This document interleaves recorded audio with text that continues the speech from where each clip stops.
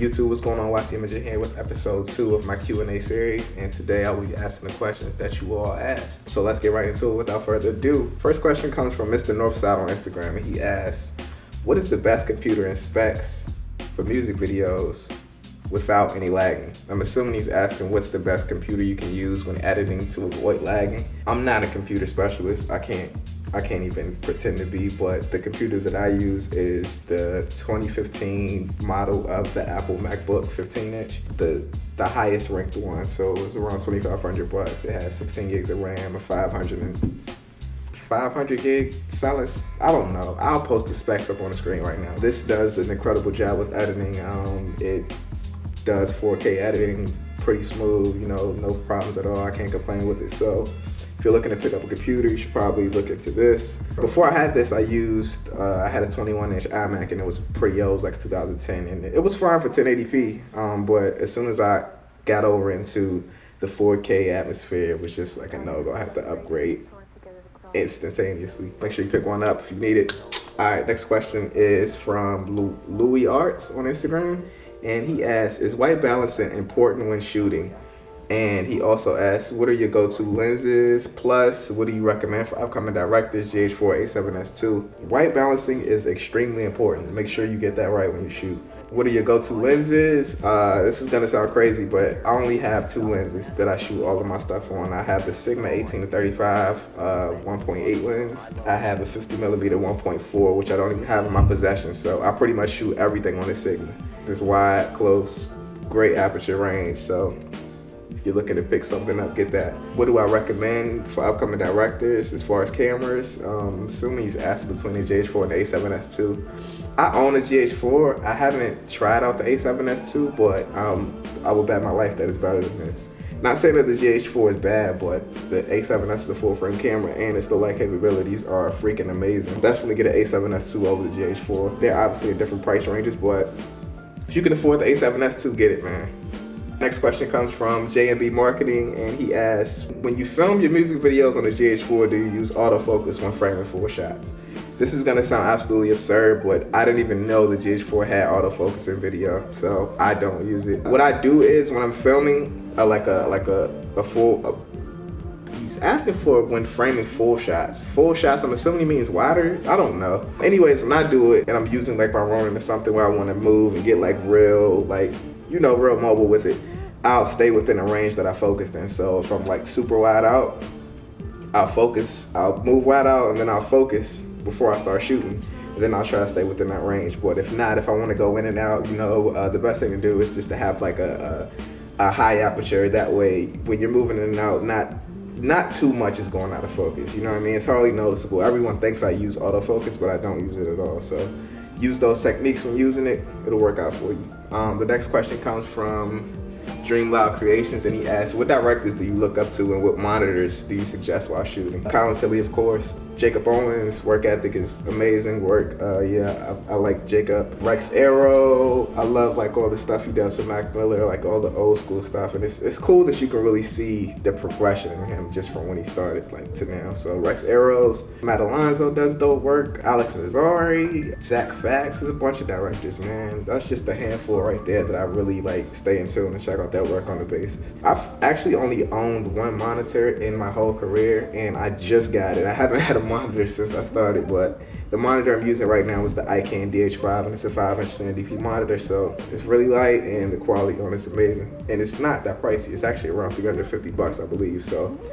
pick that up, or looking at something that may be more beneficial to the way you shoot. This next question comes from DJ Conrad Films. He asks, what's your advice about getting your work out there and seen by bigger artists / audiences? Networking, man. That's the simplest way I can put it to you. These people won't see you unless you put yourself out there. You know what I mean? Like, you can't just expect to start a Twitter account and not reach out to other people and branch out. You know what I mean?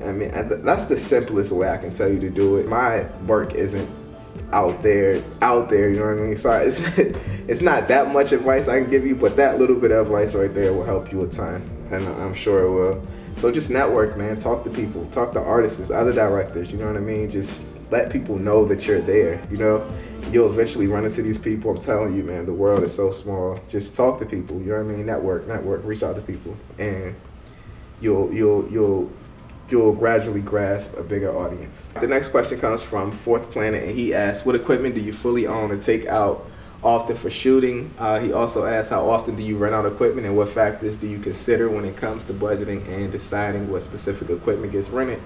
And then he also asks, what decides whether you rent or just make do with equipment and resources you already own? Well, the equipment that I do own, I own the GH4. I own the Sigma 18-35. I own the Canon 50mm 1.4 lens. I own the DJI Ronin M, the iCan DH5 monitor, the DJI Phantom 3 Professional, and that's pretty much all the equipment I do own, and that's the equipment that I regularly take out to shoots when I'm out shooting. When renting equipment, I rarely do it just because I live in such a small city. I don't have rent shops where I can just drive to go pick up the equipment I need. So anytime I have to rent, it's a complete hassle, just because I have to order it online and I have to make sure it comes in on the day I need it. I got to send it back on, a specific date. So it's very rare that I rent, but if I do rent, it's because I absolutely need it. Like if I feel like I can't get that shot without the rented equipment, then I'll get it. Obviously, the budget matters as well.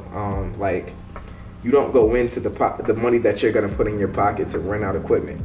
You know what I mean? If you can't get money aside in the booking that specifically goes to renting equipment, then you don't get it. That's just the factors that I go through when I even consider renting equipment. That's just how I do it.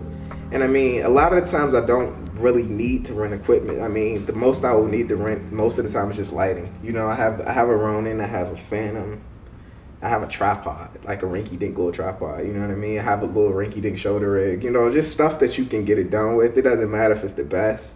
As long as you can get it done with it, you stick to it. Don't come out of pocket to do anything extra for something that you can already do. Next question comes from Car Guy Cam, and he asks, what do you hope to achieve in your filmmaking career? I honestly don't even know. For real, honestly, it's fun. That's why I do it. I mean, I'm not really looking to make a movie or anything. A lot of people ask, do I want to branch off into film? Absolutely not. It's just so much that goes with it. But I mean, I don't know. I don't know what I'm looking to achieve. I'm just going with it day by day, having fun with it, it's just fun. Love, man. The next question comes from Lexington Films, and he asks, how do I get my first client? In order to get your first client, you gotta do free stuff, just because you have to have something to show someone.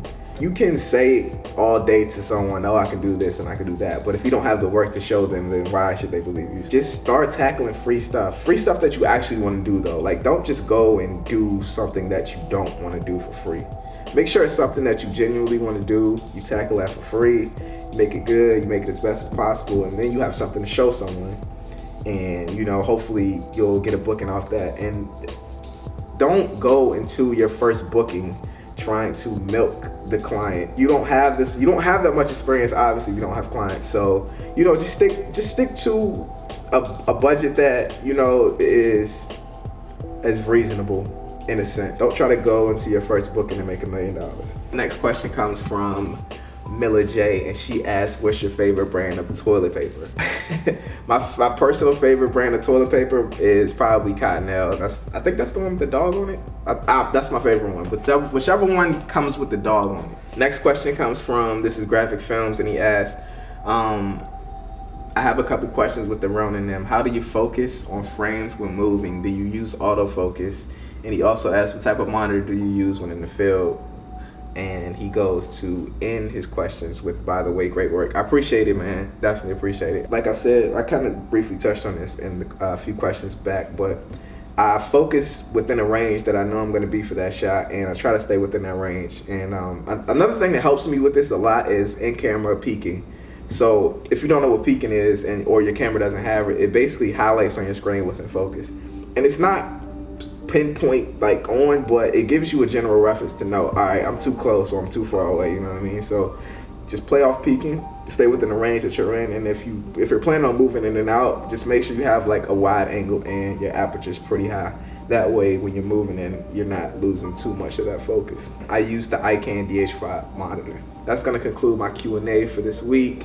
If you liked it, make sure to like it. You found insightful information, make sure to like it, comment, also subscribe. If you have any questions that you think you want to be featured in the next Q&A, leave them in the comments. I'll make sure to answer those in the next one. I appreciate you all. See you all in my next video, which will be the day after tomorrow. Every other day is a video coming to this channel. So whenever you see this, not the next day, but the day after that, you'll see the next question. Fuck. Bye. Subscribe to the channel. Peace.